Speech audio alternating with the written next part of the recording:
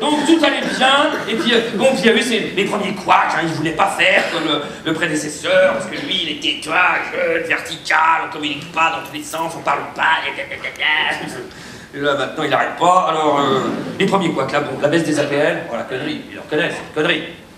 Le même dit, c'est une connerie. Baisse de 5 € par mois. Bon. Mais ce qui est drôle, c'est la justification. Ça, fallait la trouver. On dit, ouais, c'est vrai que c'est du sang nouveau, tu sais, c'est les marcheurs, comme ça, ils sont un peu... tu parles. Alors, justifier cette grosse connerie qui sert à rien, un membre du gouvernement, je crois que c'est Castaner, d'ailleurs, a sorti cette phrase, je cite textuellement, « Si on avait augmenté les APL de 5 €, tout le monde aurait hurlé en disant que c'était ridiculement faible. Du coup, on a baissé. » Alors, sinon, comme la taxe d'habitation aussi, le feuilleton. Alors, s'il y en a un qui a compris dans la salle, qu'il parle ou qu'il se taise à jamais. Le truc là, parce que nous, on va être carré, on va pas être comme les autres. Alors, suppression de la taxe promise. C'était le seul truc précis dans le programme de Macron. Suppression de la taxe d'habitation. Tout le monde a entendu ça. Ok. Il arrive au gouvernement. Bon, ouais, le Louvre, pas bon. Défilé, voiture militaire, bon, il vire un général de Villiers, bon, il n'a pas compris, parce qu'on lui avait dit, on va augmenter le budget de l'armée, bon, il le baisse de 850 millions. Et là, le général, il fait, oh, je comprends pas le début.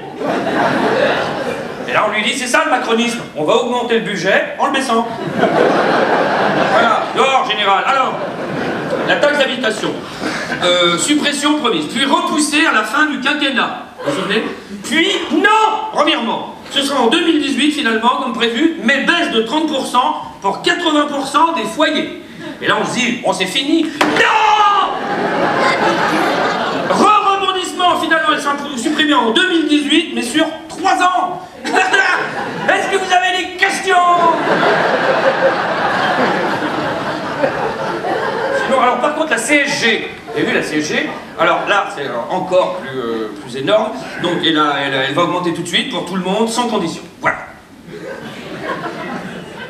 C'est comme ça. Et là, justification du gouvernement, parce que je cite la phrase, hein. Je dis, là, les APL, enfin, il y a des trucs qui sont pas prévus, ça merde. Là, par contre, la CSG, là, vous augmentez tout de suite pour tout le monde. Oui, une promesse, c'est une promesse.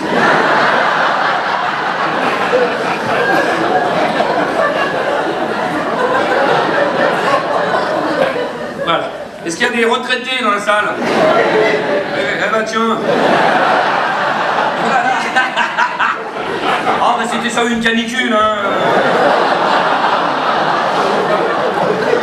Augmentation de la CSG que pour les retraités riches, c'est-à-dire ceux qui touchent plus de 1349 € brut par mois.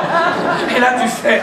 Oh, alors, sinon, est-ce qu'il y a des fonctionnaires dans la salle? Oui, ah ben ici, il y en a de toute façon un paquet. Et ben pareil. Voilà, la promesse du candidat, c'était augmenter le pouvoir d'achat des fonctionnaires, hein, vous vous rappelez?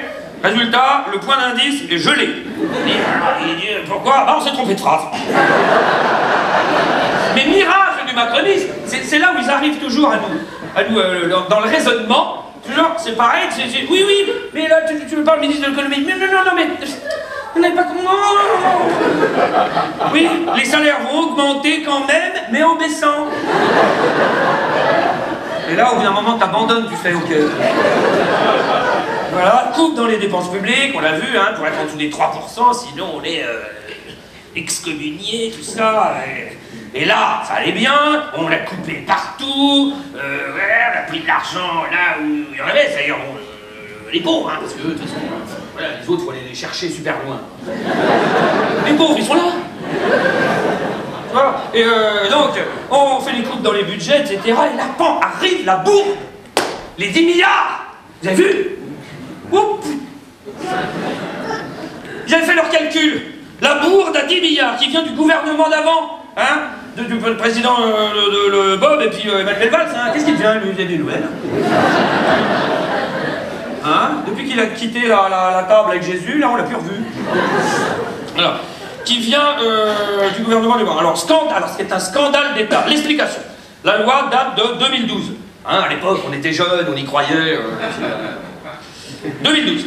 c'était une taxe de 3% sur les dividendes des entreprises, on ne va pas rentrer dans le détail, mais déjà dès le départ, c'était contraire aux lois européennes, et cette loi a été retoquée par le Conseil constitutionnel en octobre 2017.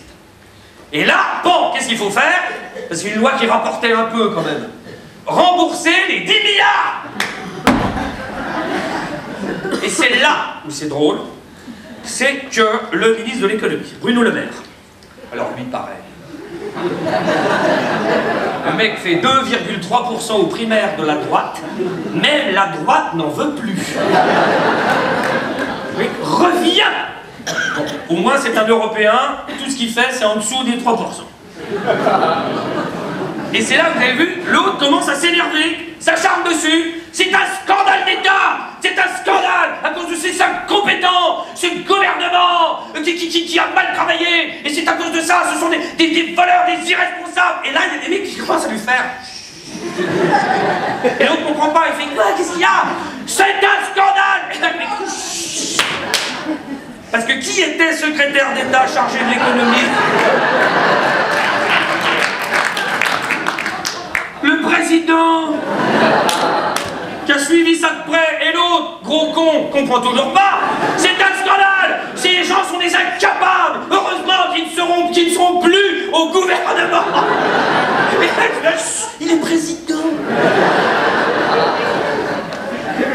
Oh la vache. Ah, il voulait pas faire de conneries. Au début, moi, je m'étais dit, tiens, avec les socialistes, avec Sarko, lui, oh, je le regrette. Et puis, on s'est amusé pendant 5 ans avec Sarkozy. Les socialistes, ça a été un feu d'artifice, là. Je me dis, oh là, ça va être un peu plus... Je crois que ça va être pire.